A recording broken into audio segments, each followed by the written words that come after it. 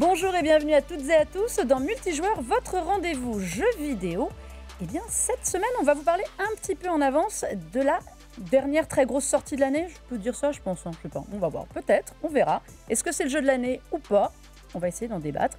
Et puis, on va vous parler évidemment du Kojima Show qui a eu lieu juste avant cette émission. Et pour parler de tout ça, deux invités, deux têtes connues de Multijoueur.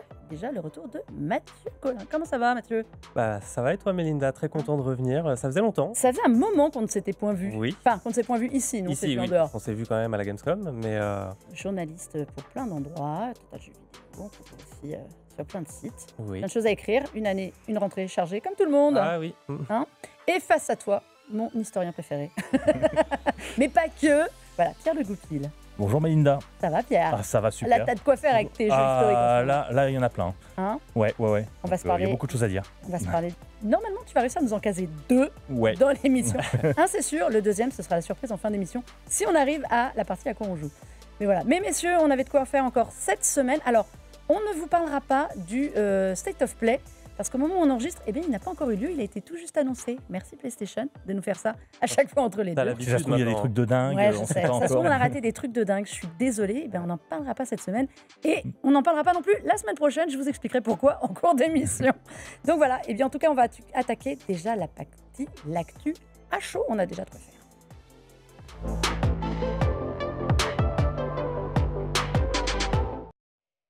Messieurs, nous allons attaquer une partie. Alors, on savait que ça arrivait. C'est les 10 ans de Kojima Productions, la société.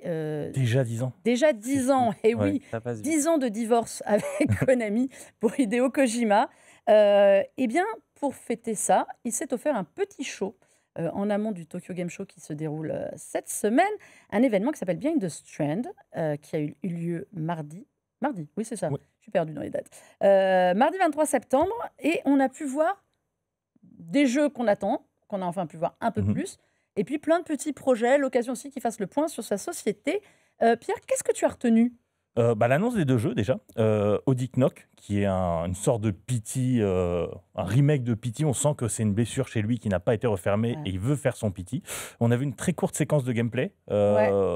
Mais niveau graphique, niveau ambiance, ça a l'air complètement dingue. Donc, pour resituer, en vue subjective dans un manoir où il y a des fantômes, on ne sait pas trop, il y a une petite séquence, on allume des bougies et ça a l'air terrifiant. Moi, c'est un jeu auquel je ne jouerai jamais. Parce que- C'est vrai, ça te fait peur, Voilà. Audi? Alors, Audi qui s'appelle maintenant Knock. Audi Knock. Voilà, et on Ouais. l'a bien compris en voyant les images parce que ça n'arrête pas de frapper à la porte et donc de nous faire sursauter parce qu'on a ce personnage complètement en tension qui est Sophia Lillis, Mhm. l'actrice qui interprète ce personnage qui en plus mute un peu pendant le trailer. Je vous invite à aller voir ce trailer un peu stressant. C'est un jeu d'horreur expérimental, il nous a dit, qui va être développé avec le réalisateur Jordan Peele. Donc bon, ça devrait être assez cinématographique à la Kojima, on le sait.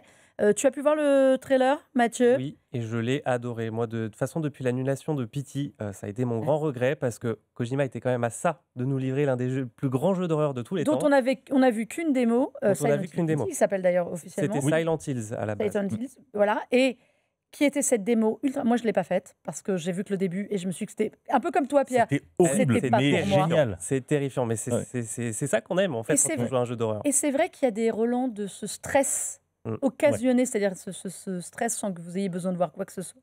Dans Audi, qu'est-ce que tu en as retenu d'autre? À part le fait qu'on allume des bougies et des enfants bougies qui se mettent à hurler. C'est que ce soit un jeu Xbox. C'est Oui, une exclusivité. Ça, c'est aussi important à noter. Il est partout, Ouais. Kojima. Il est chez PlayStation, il est chez Xbox. Il met pas tous ses œufs dans le même panier, comme on dit. Voilà, avec Phil Spencer qui vient Ouais. en dire du bien, forcément. Alors moi, ça me tente bien, ça devrait être son projet qui devrait arriver le plus vite, Oui. après Death Stranding 2, normalement. Un peu Euh, déçu de ne pas avoir eu au moins de fenêtre de sortie, parce que n'a oui, toujours pas de logiquement, date. c'est son prochain jeu. Ça fait quand même un moment qu'il a été annoncé. Donc, 2028? Vous le sentez comment? j'espère Difficile que ça à dire. arrivera avant Ouais. quand même. Hein, bah, je sais pas. Hein. S'il commence à communiquer dessus, c'est que ça devrait arriver peut-être avant. Ça devrait peut-être arriver avant. Et puis, comme on l'a dit, comme Mathieu l'a dit très bien, on en donne un peu à Xbox, on en donne quand même Ah, PlayStation. à PlayStation, qui n'est pas la maison mère officielle, mais bon, avec qui les liens sont resserrés. C'est Physint, je n'ai toujours pas compris comment. Ou Metal Gear 6. Ça sera peut-être plus simple de J'allais le dire, l'appeler c'est quand même, hein. moche. On a qu'une affiche et c'est vrai qu'on a un personnage en face, en surbrillance par rapport à une ville et ça c'est clairement Solid Snake avec le visage un peu masqué, mais on voit le trench coat, on voit à l'écran, on voit la combinaison. C'est du pur Metal Gear. Après, ça sera pas Metal Gear évidemment, C'est un jeu d'espionnage. mais c'est un jeu d'espionnage et c'est surtout le premier jeu pour PlayStation 6. Donc, Annoncé, annoncé. officiellement annoncé Ouais. pour PlayStation 6, donc a priori pas avant 2027, fin 2027, Ouais. au mieux. Même plus, oui. Ouais, Il a déjà parlé de 6-7 ans, je crois, pour Ouais. le développement qui vient tout juste de débuter. Il y a encore quelques semaines, il avait expliqué qu'il était encore tout seul à travailler dessus.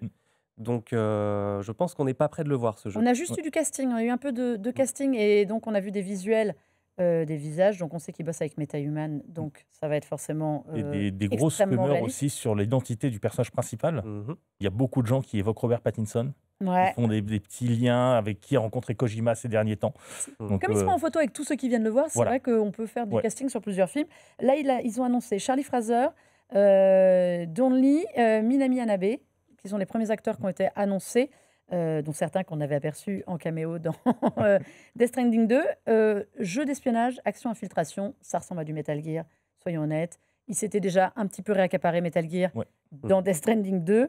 Ça continue. Death Stranding 2, univers étendu. Donc on sait qu'il y a un film qui est en préparation. Mhm. Il a dit qu'il s'impliquait un petit peu, mais pas trop, pour ne pas embêter les réalisateurs. Et surtout, que ça allait être un univers complètement différent. Enfin, ce ne sera pas lié à l'histoire parce que on ne fait pas 80 heures de film, Oui. de jeu dans 2 heures de film. Vous avez retenu aussi le film d'animation. Oui. Alors, Mathieu? Bah, un peu comme le Mosquito. film, j'attends de voir. Ça a l'air un peu spécial. C'est Kojima. Voilà, mais c'est Kojima. Et puis en plus, encore une fois, c'est une œuvre qui sera totalement séparée des jeux. Donc, même pour nous qui avons fait les jeux, ça peut être intéressant de découvrir ce qu'il y a derrière. Après, voilà, faut voir le résultat parce qu'effectivement, Death Stranding, c'est quand même une œuvre très singulière à jouer.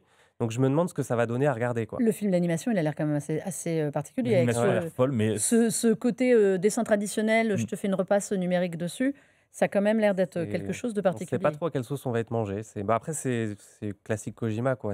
On sait jamais. Il est jamais là où on l'attend, de toute façon. Donc, Eh ben, est-ce que vous l'attendiez en réalité augmentée? Alors, pas Kojima, hein, Death Stranding, l'univers. Et donc, il veut faire un partenariat avec Niantic pour faire. Alors, Niantic, c'est ceux qui font Pokémon Go, hein, pour ceux qui auraient oublié, pour faire une espèce de Death Stranding Go dans la réalité, où vous pourrez aller n'importe où et choper des on des verra. éléments. Mais j'ai un peu la sensation qu'il va un peu s'éparpiller avec des Stranding. Donc ça me fait un peu peur. ouais, non, j'avoue que je vois pas trop l'intérêt de ce projet-là pour le coup. Pour Pokémon, ça a du sens. Pour Death Stranding, bon, je vois pas trop où il veut aller. Bon, après, on parle quand même de Kojima qui vient d'annoncer une carte de crédit à son nom. Ou je sais pas Ouais, quoi, et du donc, saké. C'est un peu parti le dans tous saké les. aussi, j'ai pas vu C'est ça. un peu parti dans tous les sens. D'accord, donc voilà. Non, bon, mais voilà, plus sérieusement, il a annoncé surtout une feuille de route jusqu'en 2035. On a bien compris vers quoi allait Kojima Productions, création d'IP originale, Death Stranding, hein, on va pas se mentir pour le moment. Les autres arrivent, l'expansion de l'univers Death Stranding et la création des nouvelles œuvres. Alors moi, c'est un peu le seul truc qui m'a fait un peu tiquer. Il veut faire du transmédia globalement, hein, Ouais. plein de choses. Mais il a mis ça pour 2030. Est-ce que tous les jeux qu'on a vus, on va les avoir en 2030? Parce que 2030, c'est loin. Ah, c'est alors la là, question, pour ouais. ceux qui n'ont pas l'image, moi je Oui. vous raconte, ils ont des têtes hyper sceptiques. aucune chance que ça arrive avant 2030. Mais bon, voilà, c'était en tout cas le Kojima Show, fidèle à lui-même. Puis sinon, si vous voulez revoir du Kojima Show, je fais un instant autopromo, vous pouvez voir notre interview qu'il nous avait accordée pour Death Stranding 2, qui est assez intéressante sur Oui. sa vision du jeu vidéo. Je dis pas ça parce qu'elle est chez nous, mais parce que je le pense vraiment. Mais bon, changement de sujet, mais on reste un petit peu au Japon quand même. Ghost of Yotei est-il le jeu de l'année? Parce qu'en fait, c'est la grosse question, quand même. Maintenant qu'il n'y avait plus GTA 6, Pierre, est-ce que j'exagère en posant la question? Je n'ai pas encore donné de réponse. Alors non, parce que le jeu, il n'est pas encore sorti à l'heure où on enregistre l'émission, mais moi j'ai Voilà. pu y jouer. Alors non, Il c'est sort- pas tu le as jeu raison, de il sort l'année. le 2 octobre. Ouais. On vous en parle parce que les tests peuvent tomber maintenant. C'est pour ça que nous avons le droit de donner notre verdict. Est-ce que Alors- tu nous fais un petit pitch déjà de Alors, un l'histoire? petit pitch, ça se passe en 1603 sur l'île d'Hokkaido, qui est une île située au nord du Japon, donc une île qui, à l'époque, est à peine colonisée. Ça s'appelle euh, Ezo. à Ouais, l'époque. c'est la province d'Ezo, et en gros, on y joue Atsu, qui est une jeune femme qui veut tué les 6 de Yotei, qui ont massacré sa famille quelques années plus tôt. Et en fait, on est dans une quête de vengeance sur fond d'exploration d'un territoire un peu perdu. Il y a un gros côté film de samouraï, évidemment, comme Ghost of Tsushima, mais également des hommages très appuyés au western. Ça, c'est très surprenant. Donc, on a un cocktail qui marche bien et on a un jeu qui est assez prenant. Après, concernant le jeu en lui-même, il a évidemment, entre guillemets, tous les défauts des jeux PlayStation Studios, c'est-à-dire que c'est un jeu qui est quand même assez lisse, qui est censé plaire au plus grand public possible. C'est un open world à la troisième personne avec des phases d'action, de grimpette et compagnie. On est en terrain connu, mais il y a vraiment eu un effort de fait sur la forme que prend le jeu. Donc je ne dirais pas qu'on est proche d'un Breath of the Wild, mais on sent qu'il y a quand même une certaine philosophie.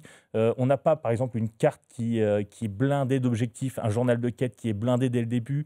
Le jeu nous pousse toujours à l'exploration pour aller trouver des choses à faire, pour aller trouver des quêtes. On se balade dans la pampa, on tombe sur un feu de camp, il y a un mec qui nous parle et d'un seul coup, on est embrigadé dans une quête d'1 heure alors qu'on s'y attendait pas du tout.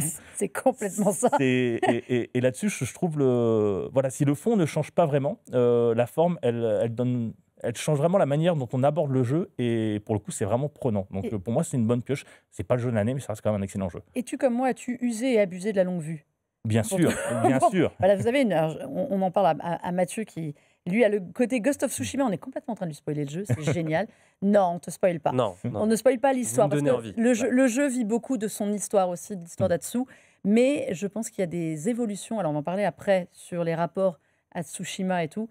C'est un jeu, déjà, il y a un truc à dire sur Yotei, c'est un jeu absolument magnifique. Oui. C'est un jeu splendide qui tire en effet profit de la puissance de la PS5. Surtout la DA. La de DA qui est incroyable. absolument sublimissime. Yotei, qui est donc ce mont qui sert de trame de fond au jeu, est omniprésent. Et c'est vraiment comme un vieux sage qui est sur l'écran à tout bout de champ. La longue vue vous permet en effet, la carte est vide au début, et donc vous allez la remplir ou en vous baladant à gogo, un peu trop parfois à mon goût, les allers-retours, ou vous permettre de repérer des endroits, donc de débloquer des endroits pour améliorer ses skills, améliorer sa réflexion, parce qu'il y a un pouvoir, le fameux pouvoir de l'Onryo aussi. Et tout ça n'est pas indiqué, il faut vraiment aller le chercher, et ça c'est cool. C'est un jeu qui demande, je trouve, quand même de l'investissement, de temps, beaucoup. J'avais pas eu cette sensation-là dans Tsushima, pareil. Je ne sais pas si c'est moi. Alors, Mathieu, toi qui as des rappels de Tsushima, j'avais l'impression qu'on était rentré tout de suite dans le jeu, dans Tsushima. Un démarrage un petit peu plus lent dans Yotei. Mes personnages intéressants, 2 personnages complètement différents dans l'approche. Qu'est-ce que tu en gardes, toi, comme souvenir de Tsushima? Pour ceux qui n'ont pas fait de Tsushima, fais-nous un petit rappel. Alors, Ghost of Tsushima, oui, effectivement, comme l'a dit Pierre, vu que Yotei se passe 300 ans après, on était sur un thème totalement différent. On était dans un cadre différent, avec un personnage différent. Et on avait quand même toutes ces histoires de samouraï. Mais alors après, c'était difficile de comparer avec Yotei parce que je ne l'ai pas fait. Mais on était déjà quand même immergé vraiment dans l'ambiance. C'était déjà le point fort, là, vous l'avez souligné. Là où, par contre, Tsushima avait quand même été beaucoup critiqué pour le fait que l'exploration du monde... Alors, le monde était déjà magnifique, mais l'exploration du monde était un peu plus classique, on va dire. On était dans une formule Assassin's Creed où on nous indiquait il faut aller là, il faut aller là, il faut aller là. Donc, s'ils ont corrigé ça dans Yotei... t'es dans l'effet inverse total. Ça veut dire qu'ils ont bien écouté les critiques. Et donc, oui, c'est... Enfin, qu'on soit fan du Japon ou pas, en fait, je pense que c'est vraiment une licence à tester. Si vous avez pas fait Tsushima, je vous invite à le faire quand même avant de vous lancer dans Yotei. Ça permettra de voir justement l'évolution qu'il y a eu entre les deux jeux. Parce qu'il n'y a pas de lien. Il faut le dire tout de suite aux gens, il n'y a pas de lien entre les deux. Voilà, vous pouvez même faire Tsushima après Yotei. Du coup, Yotei est un vrai standalone décorrélé de Tsushima dans la trame, dans plein de choses. Pierre, dis-moi si tu as cette même impression d'un monde qui est quand même pas forcément beaucoup peuplé. On a fait le reproche à Assassin's Creed Shadows d'être vide dans son Japon.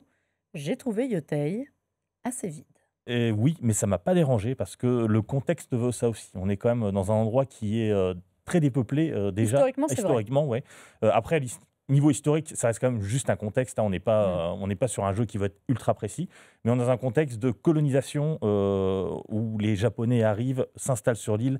Alors oui, c'est vrai qu'on a des grandes plaines avec pas grand monde, mais on a quand même des petits thèmes intéressants. On rencontre les Ainu, qui sont les peuplades autochtones de l'île, qui voient leur terre petit à petit grappillée par les Japonais. Et c'est intéressant. Et oui, le fait que ce soit un monde vide, pour le coup, c'est justifié par le contexte. Donc non, moi, ça m'a pas plus dérangé que ça. Ça m'a un peu plus dérangé dans Assassin's Creed Shadows, parce que du coup, on était vraiment dans le centre du Japon, là où normalement il y a du monde. Là, c'est pas le cas ici, donc c'est pas très grave. Donc là, ça c'est Ouais, normal, ça se justifie. ouais.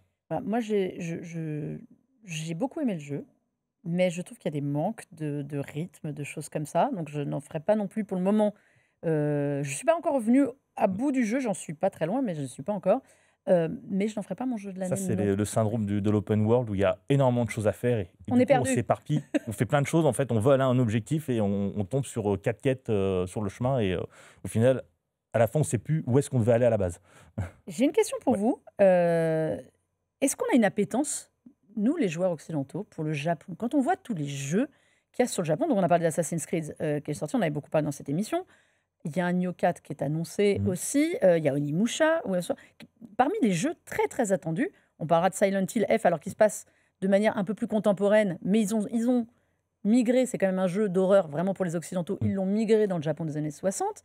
On est quoi? On est des férus du Japon ou ça marche, c'est l'époque qui veut ça? C'est un peu la mode. Alors, ce qui a, Ouais. le Japon féodal, ça a toujours été très mis en scène dans les jeux vidéo, mais là, ce qui est nouveau, c'est que, ce sont les Occidentaux qui s'emparent du sujet.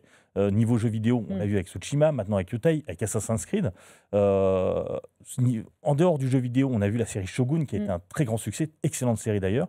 Donc ouais, ça, c'est un petit peu nouveau. Après, c'est un effet de mode aussi, mais si... Alors, je ne veux pas faire de psychologie de comptoir non plus, mais on est devant un contexte qui est très balisé, avec des codes d'honneur. On se bat pour l'honneur, on se bat pour son clan, on se bat pour son pays. Des choses qui sont rassurantes presque. Et dans un monde peut-être en perte de repères, ça peut jouer aussi. On va chercher des cultures Ouais. qui ont cette culture Où voilà, où il y a de la vraiment des règles bien communauté, des choses établies. établies, ouais. Donc voilà, peut-être qu'il y a aussi ça qui joue. Mais ouais, c'est un effet de mode, hein. Avant, on a vu les Vikings, avant, on a eu les zombies. Maintenant, c'est le Japon. Ça sera autre chose après. Mais oui, c'est plutôt intéressant de voir que les Occidentaux s'en emparent. Justement, Tu c'est es ça la d'accord, nouveauté. Mathieu, avec ça? Après, plus qu'un effet de mode, j'ai Mm. presque envie de dire que moi, c'est peut-être aussi une ouverture d'esprit de notre part qui se fait progressivement depuis quelques années. Parce que même en dehors du jeu vidéo, que ce soit pour la musique, que ce soit pour le cinéma, les séries, je constate quand même que la culture orientale s'insère de plus en plus dans notre culture.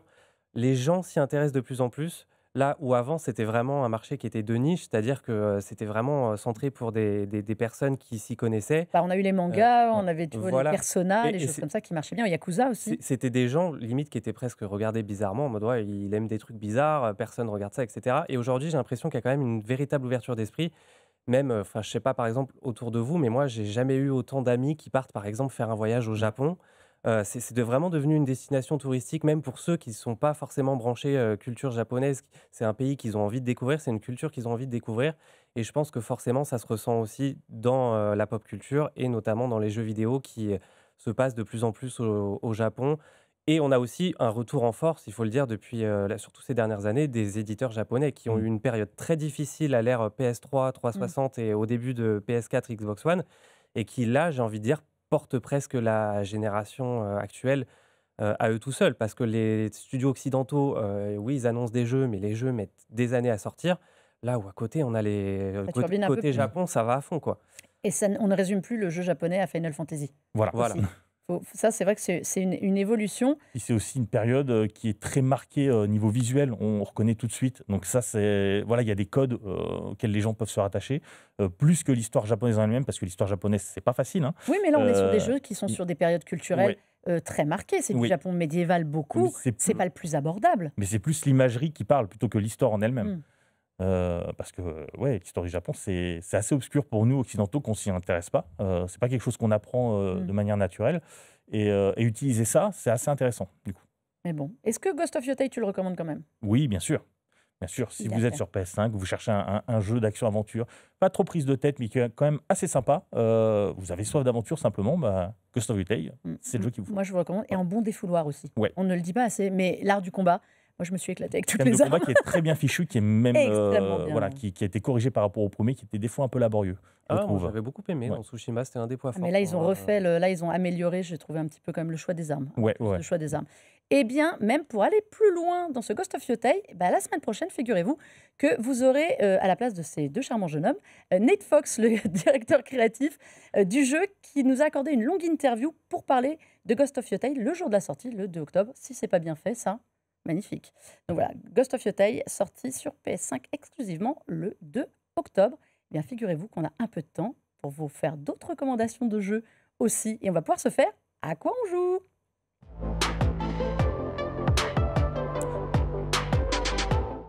Et je vais donner la parole pour continuer sur ce filon du Japon, ce fil rouge japonais, à Mathieu, parce que ça y est, Silent Hill F sort.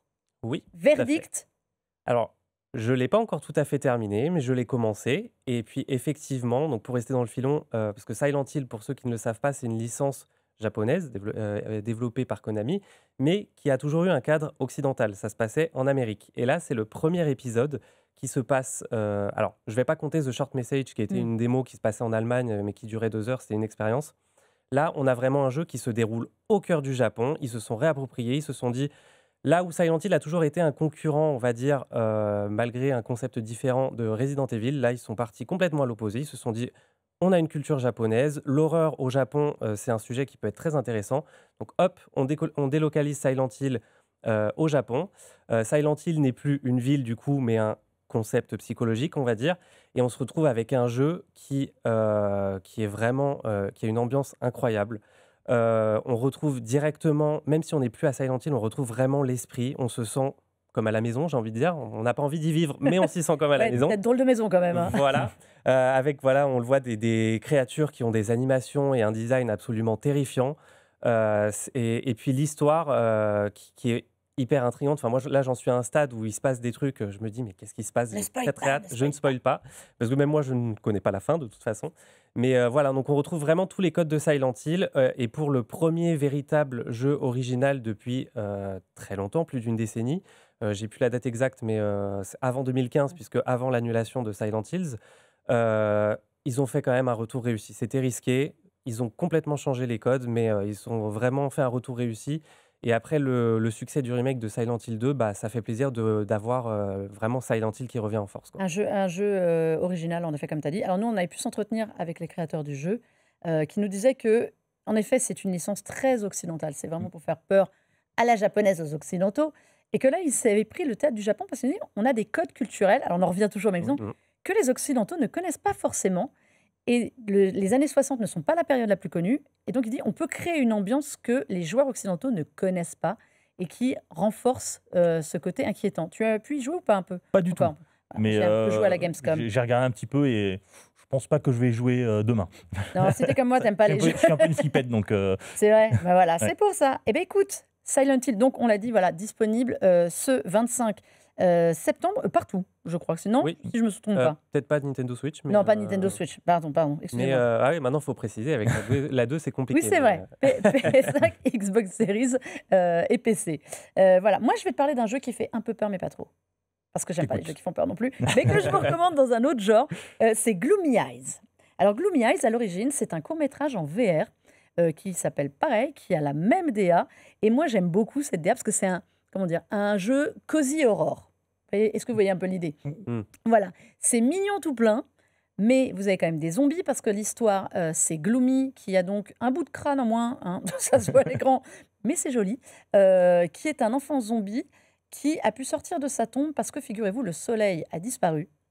Et donc, ça entraîne chaos et choses bizarres. Donc, les humains cherchent le soleil et surtout luttent contre les zombies qui sortent de leur tombe. Et sur ce, il y a cette petite fille, Nena, donc qui a des très gros yeux pour faire peur, mais qui ne fait pas peur, qui est une humaine, et qui donc part en quête du soleil et a vu ce petit garçon qui a dessiné un soleil qui se trouve avec Gloomy. Et donc, ils vont traverser plein de niveaux. Comme ça, ça a un côté Tim Burton.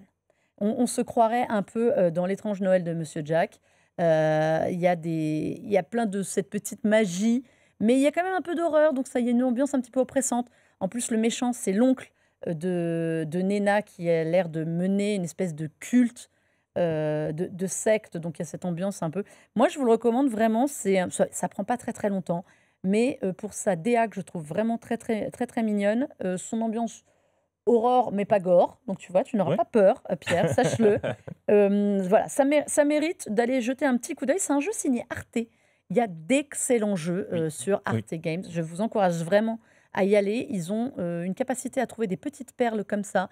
On en a déjà parlé de beaucoup dans cette émission, mais voilà. Si vous aimez l'exploration, vous aimez la réflexion aussi, et puis les petits récits un peu touchants, ben voilà, Gloomy Eyes, c'est ma reco, et là c'est dispo partout, même sur Mac, figurez-vous. Ah. Et on oublie qu'il y a des jeux sur Mac. C'est vrai.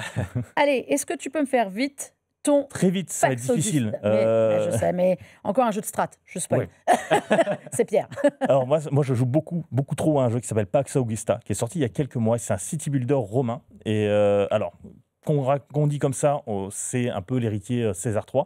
Mais c'est un jeu qui est vraiment intéressant. Alors, il a été fait par une seule personne et c'est le jeu le plus historiquement précis auquel j'ai joué dans ma vie. Le créateur est un féru d'histoire romaine et il a créé un jeu en fait avec l'objectif de faire le jeu le plus précis possible, le plus réaliste possible, vraiment que ce soit dans les bâtiments, en se basant sur les bâtiments qui ont été fouillés, en se basant sur des sources écrites, en se basant sur de l'archéo, en se basant sur beaucoup de choses, et en fait quand on construit sa ville et qu'on voit les images derrière et qu'on se balade dedans, on a vraiment l'ambiance d'une ville romaine telle qu'elle pouvait être à l'époque. Donc c'est vraiment un jeu très intéressant là-dessus. C'est pas un jeu parfait, il y a des problèmes d'équilibrage, il y a certaines mécaniques qui sont un peu obscures, mais vraiment, si vous aimez l'histoire romaine, c'est un jeu à essayer d'urgence parce que c'est un projet qui est totalement fou, mais en même temps qui est réussi. Et d'ailleurs, il y a, je vais finir là-dessus, il y a un retour du city builder romain en 2025 qui est assez dingue. Il y a Citadellum qui a été fait par des Espagnols, qui est sorti en début d'année. Là, au moment où on enregistre, il y a Legacy, Pompéi The Legacy qui sort, qui est un autre city builder, et le mois prochain, évidemment, le blockbuster Anno 117, qui sera un petit peu la vitrine du genre.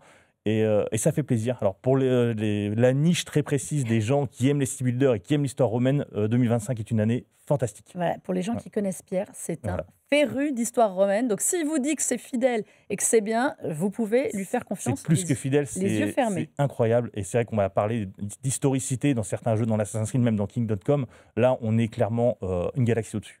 Wow. Vraiment, c'est dingue. Bon, voilà, Pax Augusta disponible sur PC. Sur PC. Seulement. Voilà, tant pis pour Pas les Mac. Ah bah alors. Non, pas Mac cette fois, mon Dieu. Je ferai une émission qu'avec les jeux disponibles sur Mac. Il y en a de plus en plus, sachez-le. Eh bien, on est arrivé au bout. On a réussi à faire tout rentrer, messieurs. Déjà ? Ouais, je sais, c'est toujours le problème, hein, vous le savez. Eh oui. Merci à vous deux d'être venus. Merci Pierre, à toi. on te retrouve bientôt pour de nouvelles aventures. Chez Presse Citron. Voilà, comme ça c'est fait, tout le monde le sait maintenant. Et Mathieu? Toujours au même endroit, chez Total Jeux Vidéo, et puis quelques news aussi chez Gameblog depuis quelques temps. Voilà. Ces messieurs parlent jeux vidéo nuit et jour. En tout cas, merci à vous toutes, à vous tous d'avoir suivi cette émission en notre compagnie. Vous pouvez la retrouver en multidiffusion sur la chaîne Tech & Co, sur le site Tech & Co et sur la chaîne YouTube évidemment, ainsi que sur la plateforme RMC BFM Play et en podcast partout. On a fait le tour. Voilà, on vous a donné normalement plein de recos pour jouer Yotei ou les autres. Vous nous donnerez votre avis si Yotei est le jeu de l'année ou pas. En tout cas, réponse au Game Awards de toute façon au mois de décembre. En attendant, jouez bien et à très vite.